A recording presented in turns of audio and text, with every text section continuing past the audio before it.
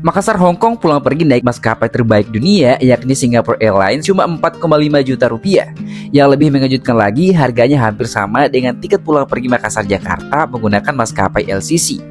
Untuk rute Makassar Singapura memang dioperasikan Scott, anak perusahaan Singapore Airlines. Tapi karena tiketnya satu paket dalam Singapore Airlines, aku tetap mendapatkan fasilitas seperti penumpang full service, termasuk bagasi 23 kg dan makanan gratis yang enak di penerbangan pulang pergi Makassar Singapura. Lalu untuk rute Singapura Hong Kong, penerbangannya menggunakan Singapore Airlines. Walaupun hanya kelas ekonomi, pengalaman yang diberikan terasa sangat premium. Kursinya nyaman, legroom cukup lega, tersedia bantal dan selimut, kaca jendelanya sangat bening, dan makanannya enak pol. Total aku mendapatkan 4 kali makan selama perjalanan pulang pergi Makassar Hong Kong. Sayangnya saat tiba di Hong Kong, aku mendapati koperku rusak di bagian roda. Setelah diarahkan ke kantor penanganan bagasi, koperku diperiksa dan aku langsung diberi dua pilihan: menerima kompensasi tunai $100 Hong Kong atau mengajukan klaim untuk perbaikan.